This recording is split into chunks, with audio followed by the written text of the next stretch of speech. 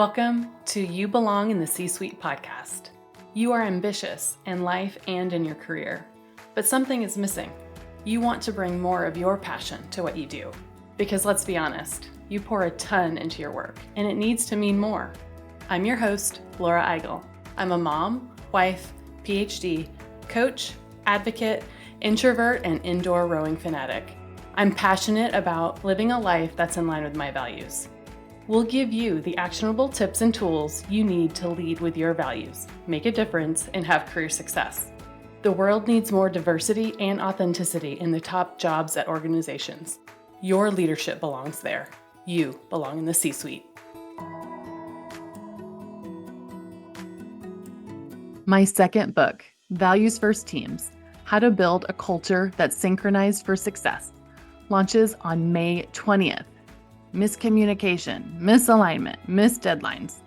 Every leader knows the frustration of a team that feels more like a tug of war than a unified force. And in today's whirlwind of deadlines and demands, it's easy to lose sight of the why behind the work, leaving your team feeling disconnected and disengaged. In Values First Teams, I'm sharing my proven framework for building an engaging team culture, where shared values create stronger results and individual efforts harmonize to achieve a powerful collective momentum. It's more than just a leadership book. Values First Teams is a guide for building a workplace where everyone is aligned, engaged, and rowing in the same direction. Values First Teams launches on May 20th, 2025. Learn more at thecatchgroup.com/valuesfirstteams. Welcome to You Belong in the C-Suite. I am Lauren Marie Fleming, and I am your host for today because your usual host, Laura Eigel, is here with me as our guest. And we're going to talk about your new book, Values First Teams, the sequel to the Values First original book, which I have been at the ground floor of both of these books, and they have been game-changing, life-changing, business-changing for me. And I'm so excited to delve into them. So welcome, Laura, to your podcast, to You Belong in the C-Suite. For those who are joining us, tell us a little bit about you. What brought you here? What made you start this podcast? I think we hear a lot about your people, but let's hear about you. Tell us a little bit about you and what got you here to this podcast and what got you here to write Values First Teams. I love the question, and I think it's hilarious to be introduced on the podcast, which I love. So thank you, Lauren. What brought me here to this podcast? You know what? I was in the C-suite at one point in my career, and I wished I had a podcast like this when I was there, because sometimes I did not feel like I belonged there.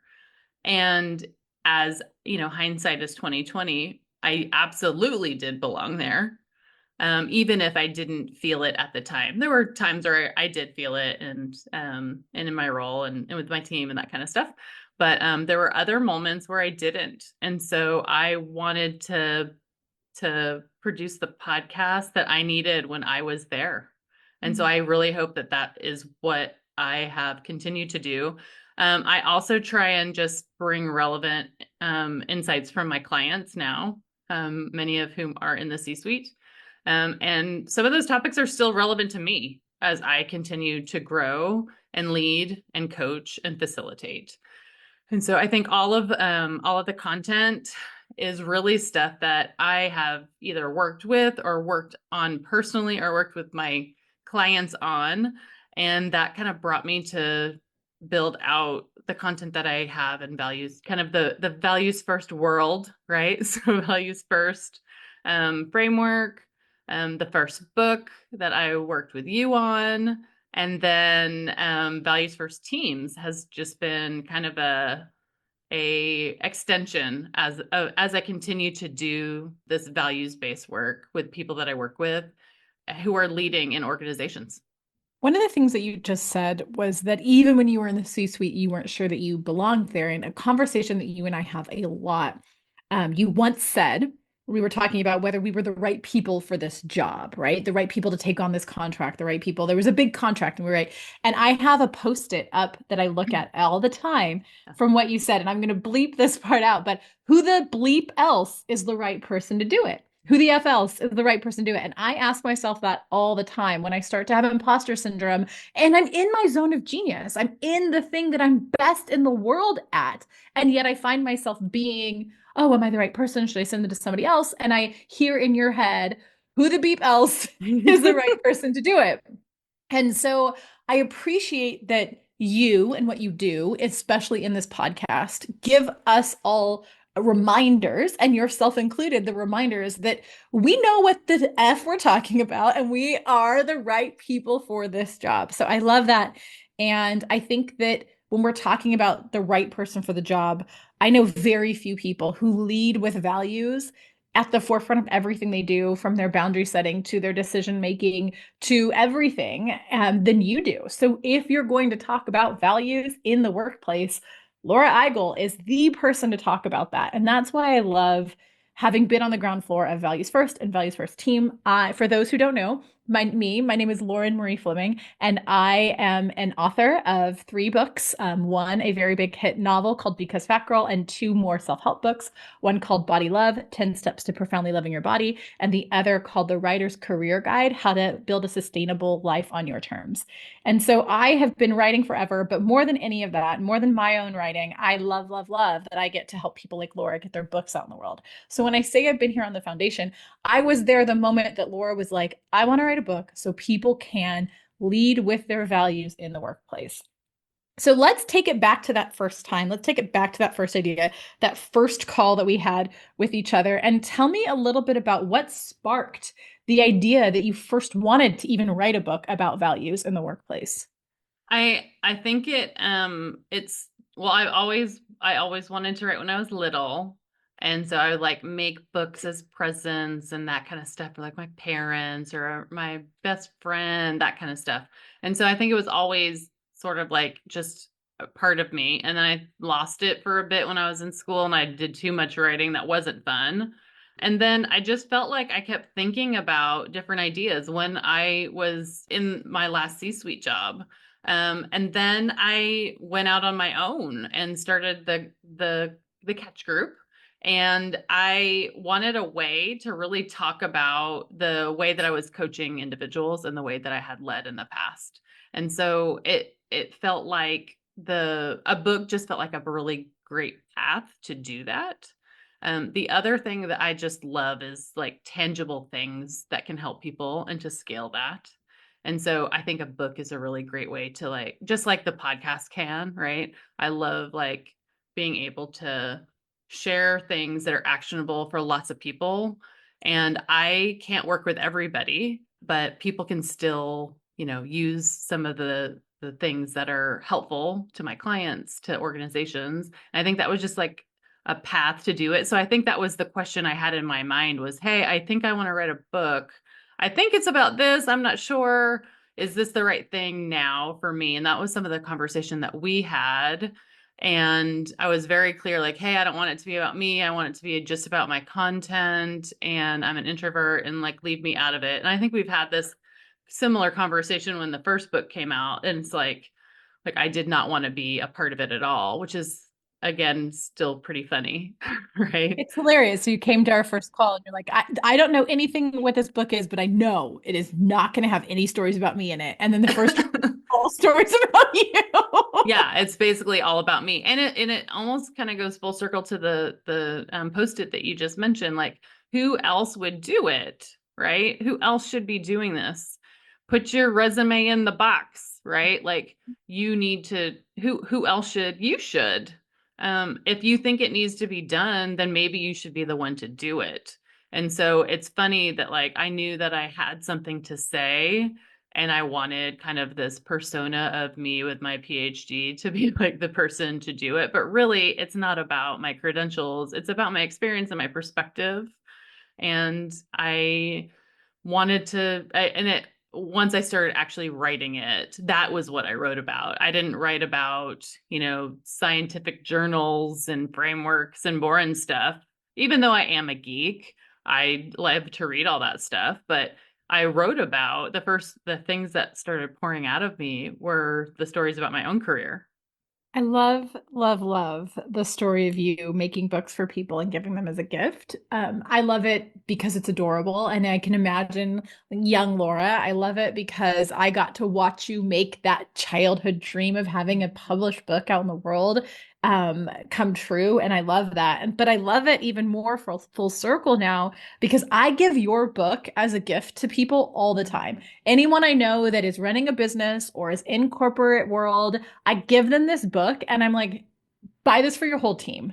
And I'm so excited that now they can have the book Values First individually, but now there's an option for them to have it for their team. Because I know a lot of people who run a team. When I went to go hire, I asked you, oh my gosh, how do I hire in a way that is aligned with my values? How do I find somebody who has the same values as me? And you talked me through that and you helped me through that. And I happened to be editing Values First with you at the time, and it really Values First teams, and it really helped me be a better leader and a better person. And so I love that I now gift your book when you used to gift books that you made for people to people. So that just feels like a beautiful full circle moment.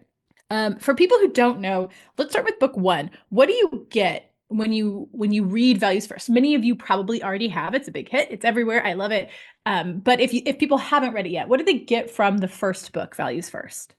I think that readers get clarity on what matters most to them. So, values are something defined as something that is of central importance to you, right? And generally, we all kind of know what those things are, but often we are not actually doing the self-reflection to really like define these things for us. And once we do and we get that clarity, there are so many aha moments. So then after you get the clarity of like, hey, what's important to me, then you can do something about it. Because when we get our values met as people, we're more fulfilled.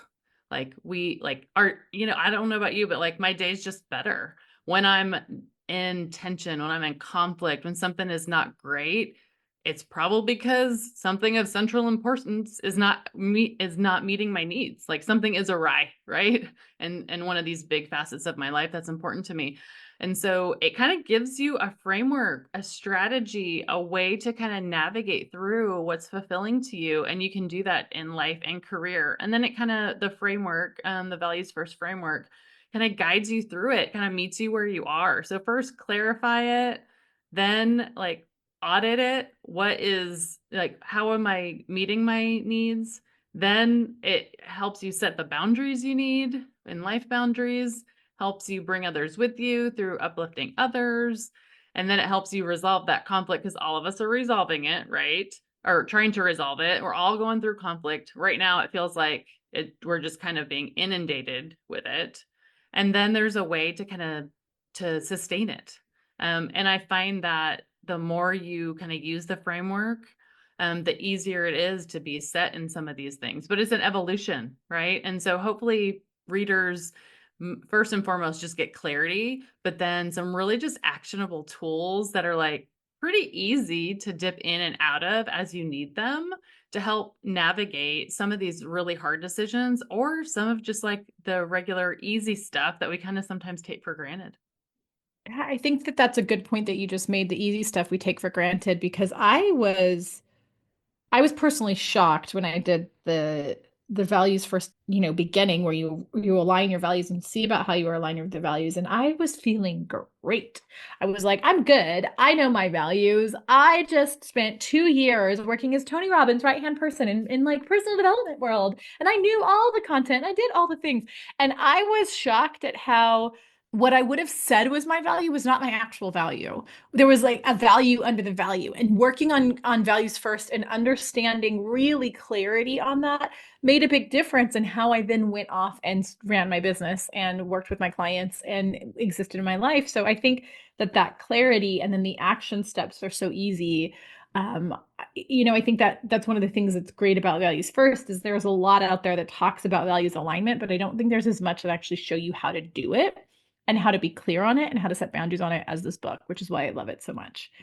So then tell me about how it affects teams differently than the individual. So values first, I think of, correct me if I'm wrong, but I think of values first as like this is for the individual to think about their whole life, especially their professional life, but kind of their whole life. Mhm. And teams to me feels like this is how we as a team align ourselves with values. So how does that differ from the individual? Yeah, I think you're absolutely right. So I'll build on that. So as I think about the values first framework, and I'll kind of just take you back on like why I even decided to write this second book, it's because I started using the values first framework at the individual level, right? Like you said, at your personal level, and absolutely is applicable a lot at work, but also outside of work. And then as I continued using it with some of these individuals that I coach, and a lot of these are leaders of teams, like big teams, sometimes CEOs, sometimes in the C suite. Maybe they're leading a whole department, maybe they're leading a team within a department, but generally a lot of them are leaders. And so they want to bring these tools to their team, right? And so within that construct, we started using these in team development. And so I would work with a leader that I was already coaching, like they had already been through the framework in the first book, and then we would bring it in an exercise to their team. Like think of like an offsite or a team department meeting, something like that. So I would come in and I would facilitate basically a session where each individual is still doing their individual values, but then hey, guess what, let's talk about them, let's build some team connection. And oh my goodness, Lauren, the conversations at this like simple exercise like just lit up a room, and I would have to like stop these really great conversations to move on to the next thing because like the conversations were just so meaty. And it was things like, oh wow, we have the same value in common, but I define it this way. How do you define it? And oh, it's so interesting that you use this word. This means this, and so many different connections. And then, like, interestingly enough, where else are values? Well, values are part of lots of things. Also in organizations. Often organizations have their organizational like imperatives or their organizational culture spelled out, or they have organizational values. And so then the next thing that we started talking about, which is an exercise in the book, Values First Teams, is the organizational kind of overlap between your values and the organization's values. And we talked about that a lot. And a lot of the consensus was, hey, the values are there. I don't really know what they mean though. Like kind of this idea of there are these aspirational kind of things that like we put on the company website and we put on the wall and we put on cool swag, and maybe it's like on your screensaver or on your badge, and but people really don't know them, they didn't really connect with them, but they were connecting in that room with the people, right? And so what the concept behind values first teams is really to connect all of them together. People make up an organization. They are the people in the organization. You cannot have it without the people, right? And I want to have a connection to the company as an individual. I want to have the where do I fit? Like how do I connect?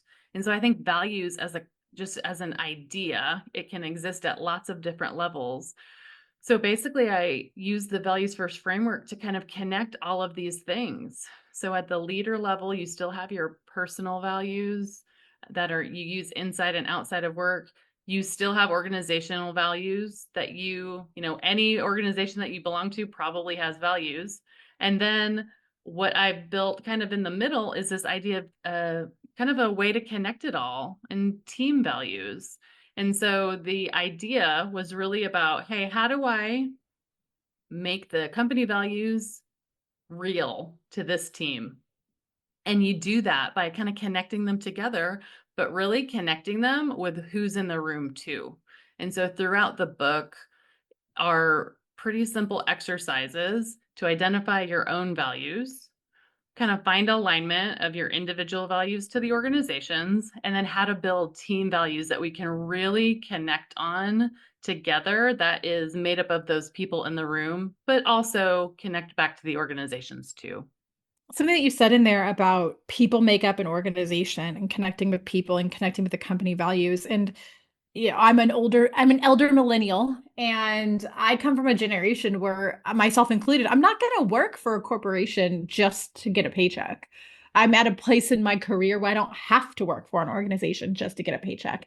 And so I love, love, love values first and values first teams, because if my team is doing this stuff, then I'm going to be attached to the mission and the values of the company. I'm going to know the people in the room's mission and values, and I'm Mhm. going to connect with them that way. And I'm going to feel like a human, not just a cog in the machinery. So that is so important to my generation, to me personally, that there is this opportunity for an organization to connect with the individual, not just this. I mean, we've all worked at that company or worked with that company that's like, here, our mission statement, all 14 things that we value, and none of those are actually happening. Like, they say they value people, but they're not treating their people well, right? So I Mhm. love that this forces them to face their values and see if they're really actually doing them.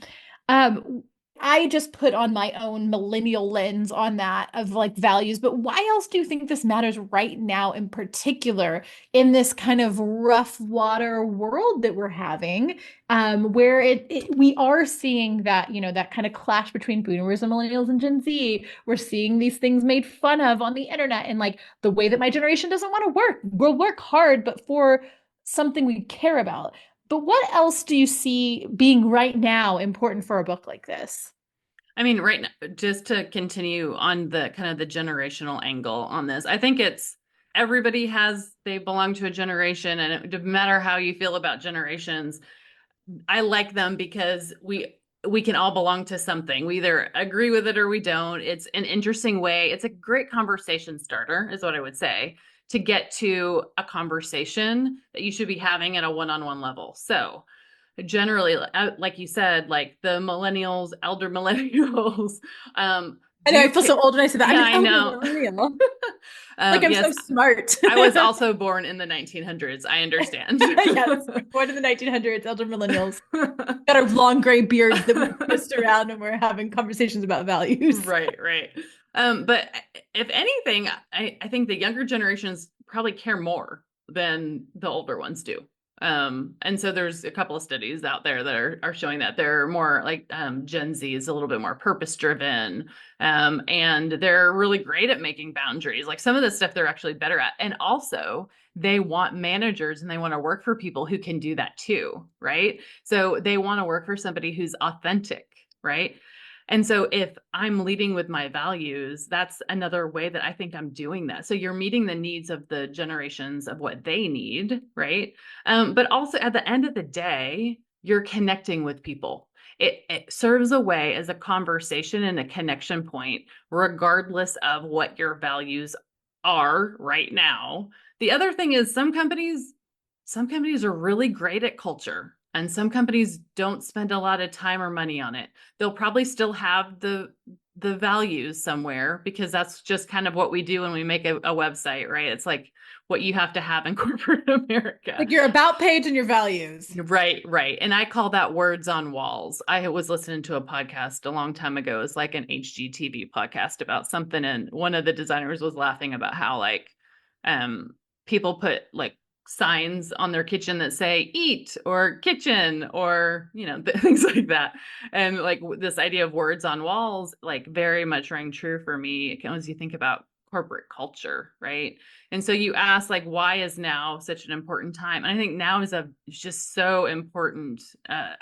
The return to office with everybody building culture with the change in administration and the US right now. There's just like so much happening. What is important? What is meaningful is important is on the minds of folks. There's a lot of people, a lot of companies that are doing layoffs. There's like so many things that are happening right now. And so even if you work for a company that has not done a ton of work on culture, the cool thing is you can still do this work in your team. And what I would say is that your team needs you to do this more than ever right now. They want that connection. They're yearning for it. They want to understand like, where do I fit? How do I add value?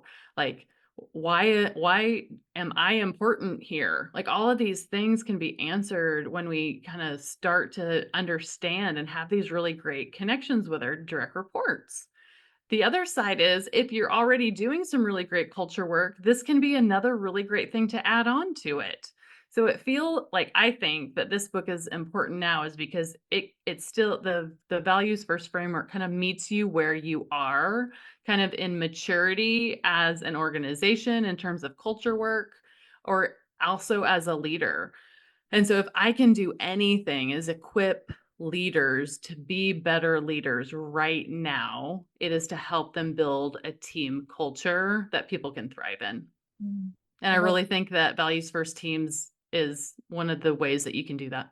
One of the things I think you do really well in this book is use the metaphor of rowing. And Mm, we're going to talk now a little bit about your love of rowing. mm, But one of the things that you do in this book is use the metaphor of rowing. And I think no matter what your political stance is, the United States is in some serious choppy waters right now. And that is reflected globally. That is kind of, the choppy waters mhm. goes out, right? The like pebble in the pond. We're in choppy Yeah. waters. And not to get too into the metaphor, but if you can't row together, if you Mm. can't get your team in sync, you're going to drown in those choppy waters.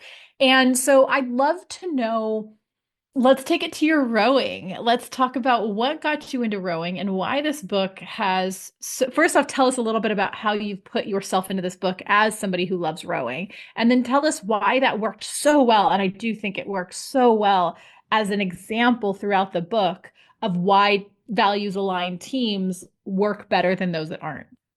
Yeah, so it goes back to that, like, how do I write a book without writing about my own experience? I don't know that I can not do that. So, And I this don't know if was, we want to read, like, if yeah, we don't, we're like, we don't need another textbook. We no, didn't like them in college. We don't need them yeah, now. It humanizes the experience and yeah. shows us actual examples of real life experiences. Yeah, so I think this was one of the ways that I was able to bring myself into the second book was because rowing, man, there's so many analogies, metaphors, examples, like ways like as a team because you can row by yourself. You can mostly row with others, right? And so when I was starting to talk about this and use these tools before I even wrote this book. I started on just organically talking about rowing. And that's really where it started as, talking about to leaders the role that they need to take as an individual versus them as part of the team. And rowing was just such an easy way to talk about it because throughout all of this it's still about the leader too. It's still about the individual leader leading this team, and it's not just about the team. And so within rowing I always had that perspective. And so when I started rowing, it was way back when my first kiddo was a baby, and my friend brought me to this indoor rowing class. No, she brought me to a studio, which eventually I took a class in indoor rowing. I did not like it. I did not think I was going to stay, and she peer pressured me into it. So thank you, Haley. But I ended up getting into rowing there and indoor, learning how to row, and I just found kind of like the repetition and the piece and the form and like all of that for myself, and kind of my sanity was in rowing. But it was purely kind of, it was individual but also collective because I was doing it with other people. And then at other points in time it was very solo for myself. Then I a couple of years ago I started rowing out on the water, and then it became a team sport for me and completely different because I thought I was going to be good at it, and guess what? I was not. It's very different. And so just this idea of personal growth, me as a person versus me like as part of a team, it just very much resonated as I was writing values first teams. And so it just felt like a through line in the book which, you helped me recognize as well as we I were just editing. Yeah, I just love we told the story. We decided to kind of the chronological path of the I am a firm believer that you want to take people along a journey when they're reading a nonfiction book, just like they want in fiction. And so we take them on the journey of you learning about how to row and how to row individually. And that is a great analogy for values first, and then how to row with a team. And that I think I just appreciate that you were honest about how bad it went and how many Yeah. times it went really bad. Because I think it went really badly because I think it's so important we see the end result and we strive for perfection. Like we have this perfectly in sync team, and that's the goal. When in reality, that team is going to mess up probably more times than they are. How do you get back in sync, right? So I think it's so great that you give us this analogy. You share that part of yourself, including the times that you were completely bad at doing it, because it gives us permission to do it imperfectly as well, right? And I think it just mirrors like when you're in that role, when you lead your first team, whether you're leading your first team or you're leading a whole company or a department or you're in the C-suite, sometimes you have this vision of how it's going to go, and it doesn't go that way. And often it doesn't go that way.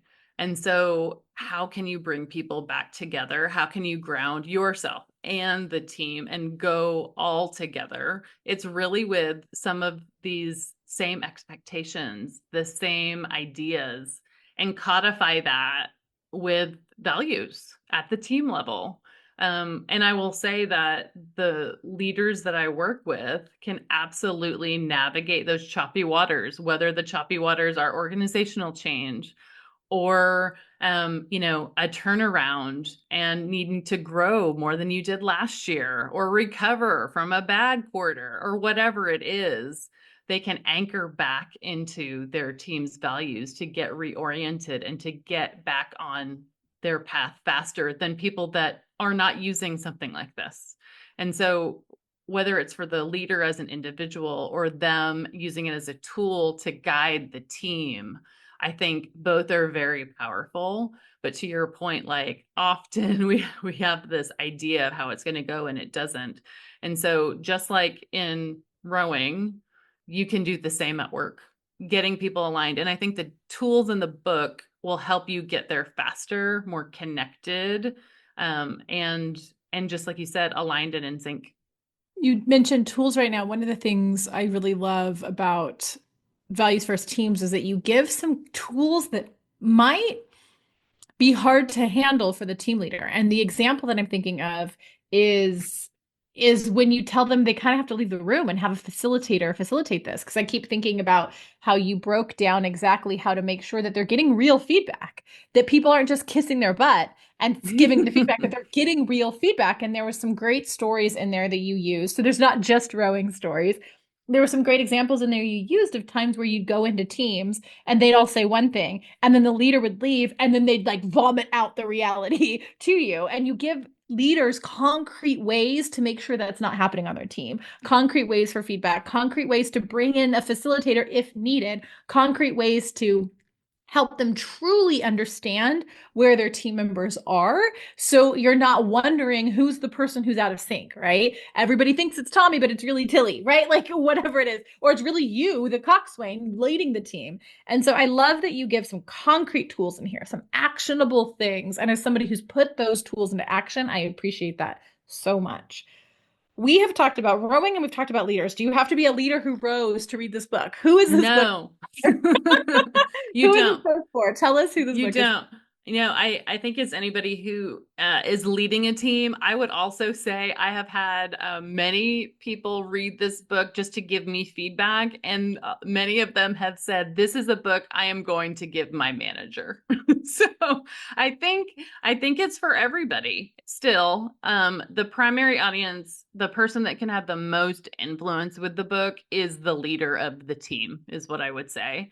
But I think anybody who's part of a team would benefit from this book as well.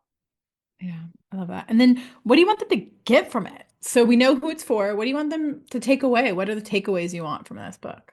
Yeah, I really it kind of goes back to some of the stuff even in the first book. First and foremost, are you modeling the behaviors, right? And so it goes back to you as a leader, as an individual.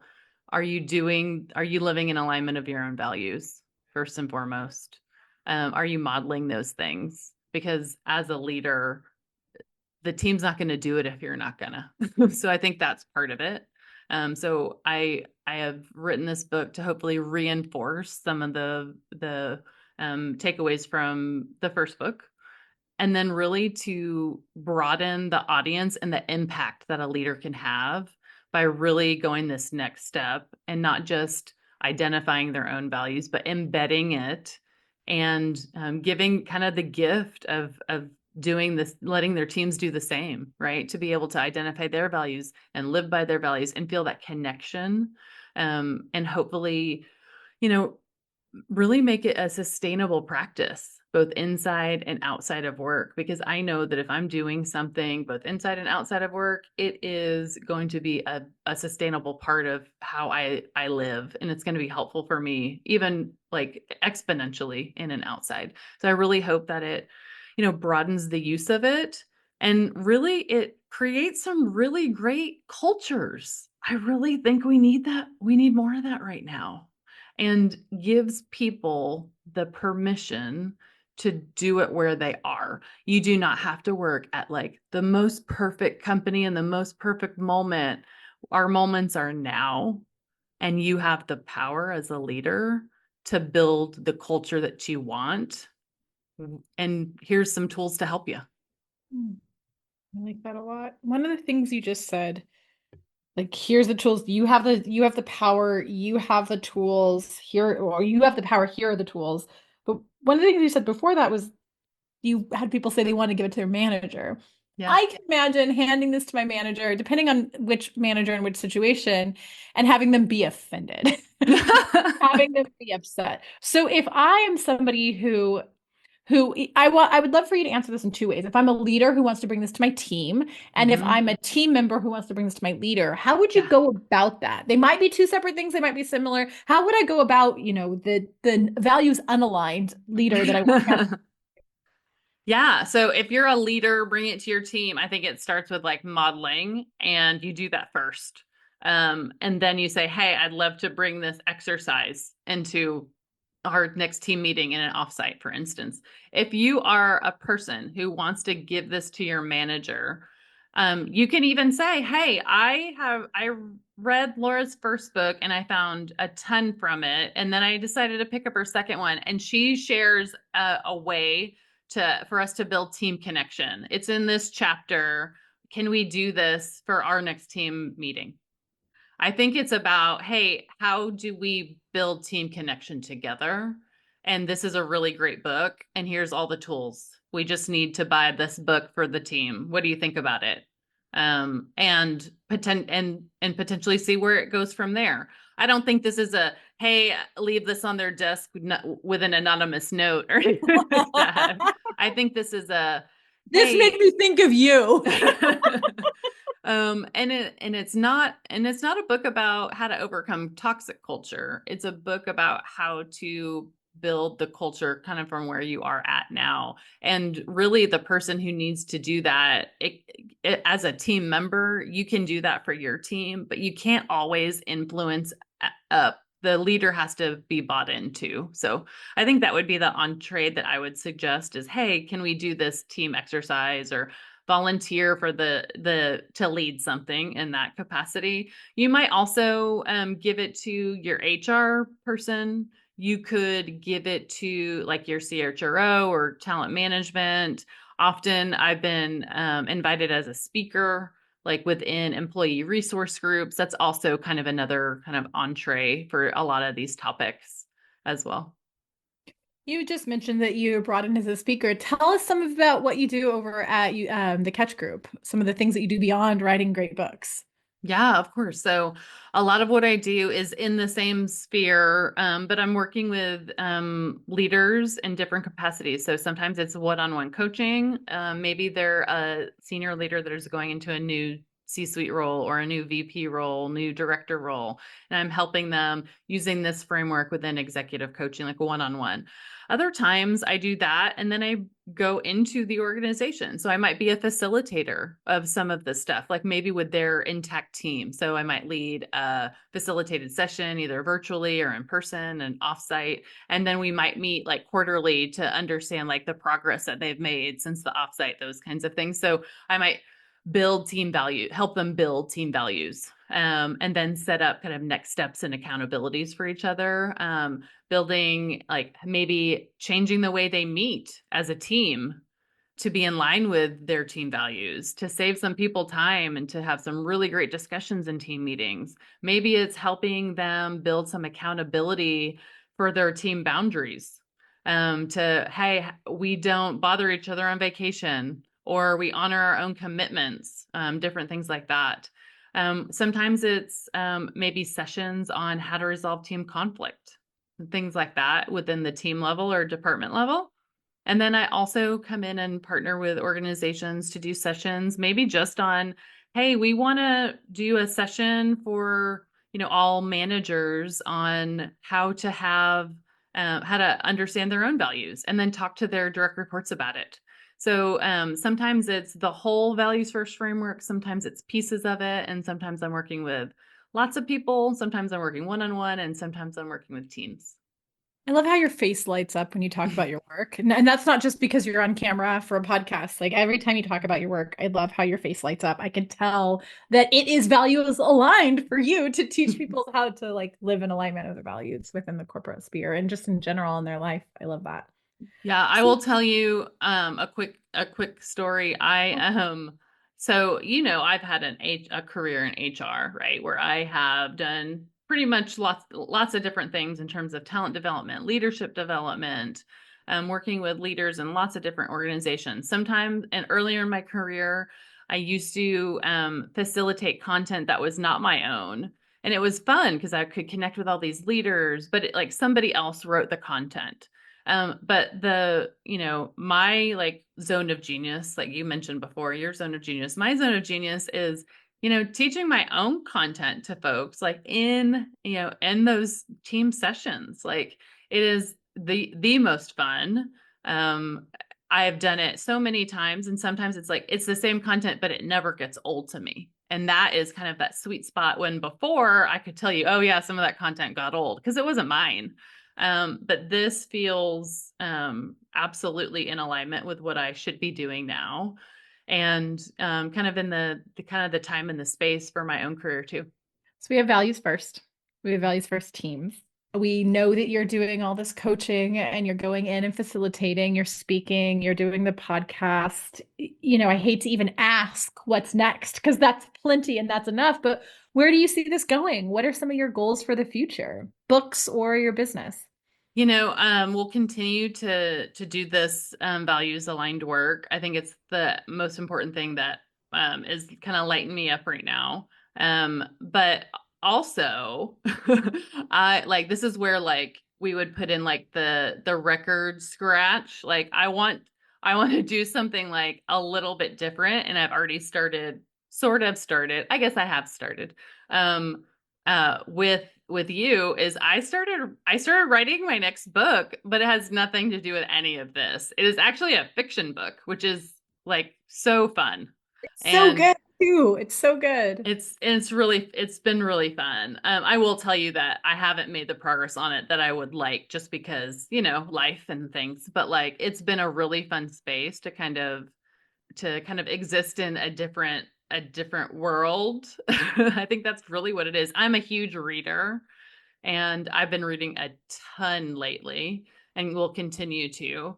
But I am just excited to continue to get to know these characters that I'm writing about and the worlds that they're in and their conflicts and their aspirations. Like all that stuff is like so fun to be in this like very creative space, and it has nothing to do with any of the other stuff that I've written in the past. So that's kind of what's next, which is, in addition to the stuff that I'm already doing. But yeah, that's been really fun.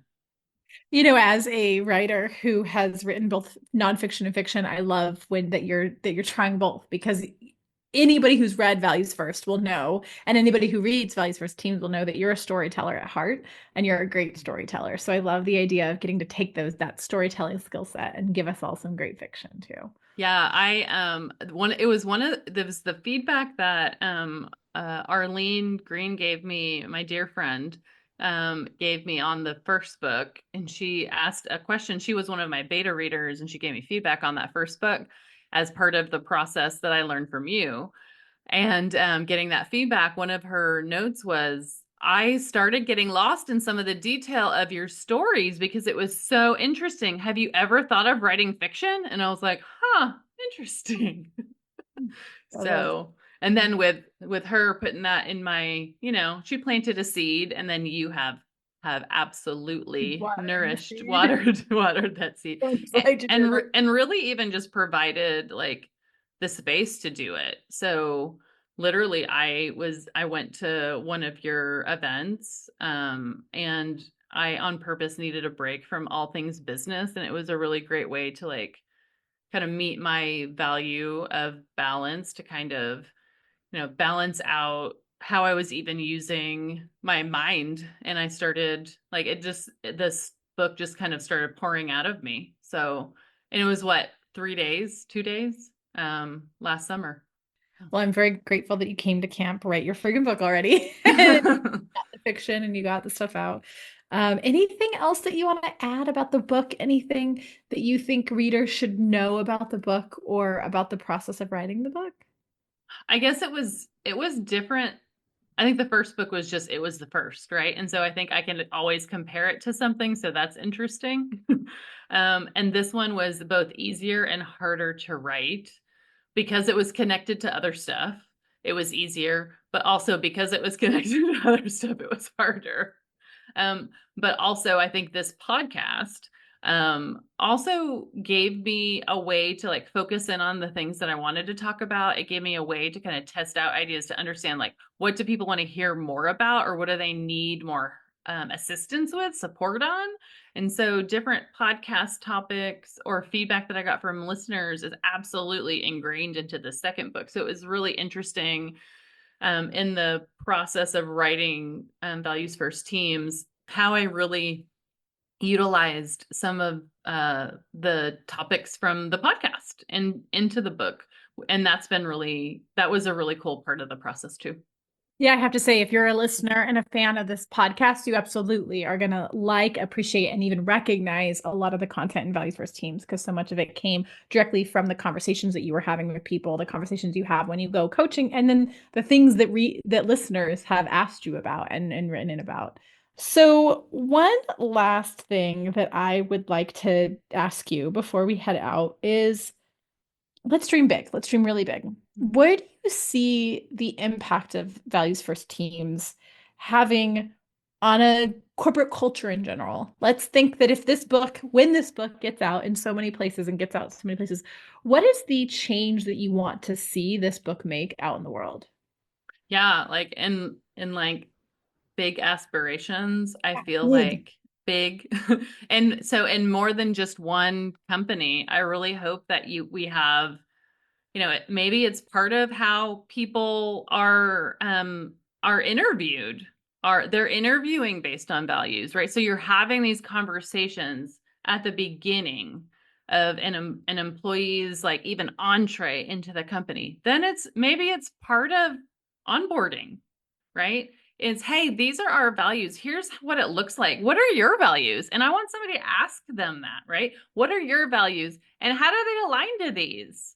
And this is why this is important here. And then you have a conversation with your manager, like day one, on like, hey, this is how this is going to work here. We use this stuff. Let's have a conversation. And here's your teammates. Have the conversation with them too, right? And then it's just kind of embedded in lots of different places. It's part of manager training. Maybe it's you're a values first leader, which by the way, I have done some of those already, so I know it exists in the world. And then this is a values first organization. So as an organization, this is how values are embedded in our strategy.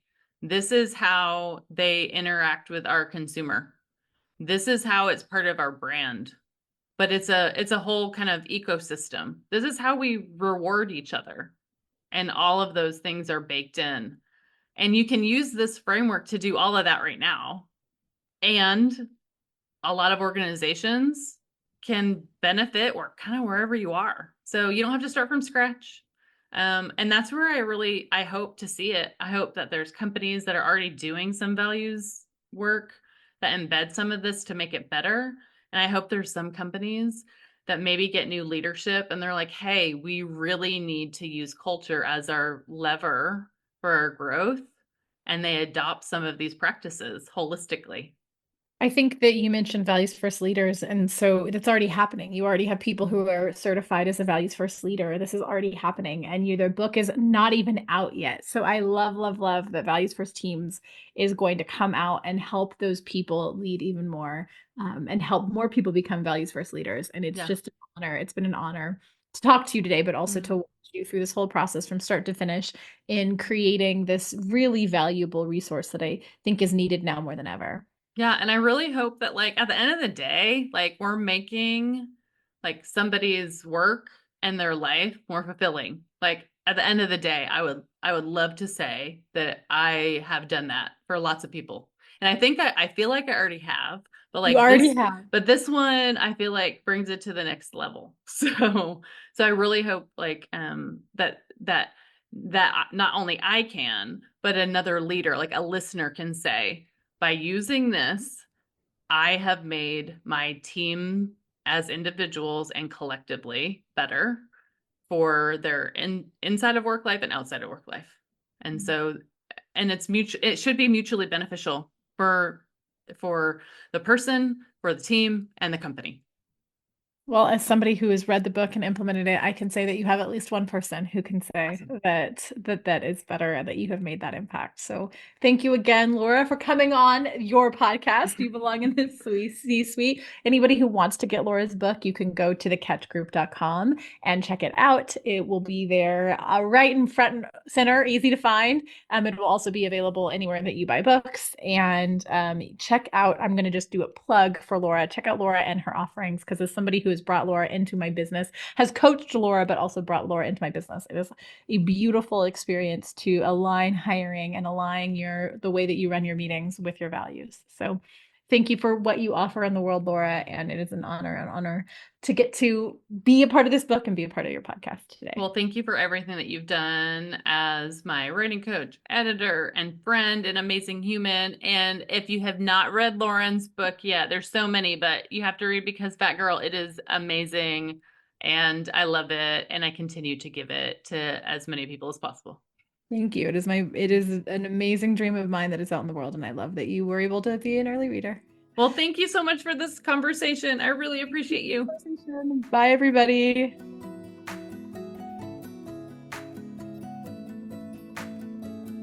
My second book, Values First Teams: How to Build a Culture That's Synchronized for Success, launches on May 20th. Miscommunication, misalignment, missed deadlines. Every leader knows the frustration of a team that feels more like a tug of war than a unified force. And in today's whirlwind of deadlines and demands, it's easy to lose sight of the why behind the work, leaving your team feeling disconnected and disengaged. In Values First Teams, I'm sharing my proven framework for building an engaging team culture, where shared values create stronger results and individual efforts harmonize to achieve a powerful collective momentum. It's more than just a leadership book. Values First Teams is a guide for building a workplace where everyone is aligned, engaged, and rowing in the same direction.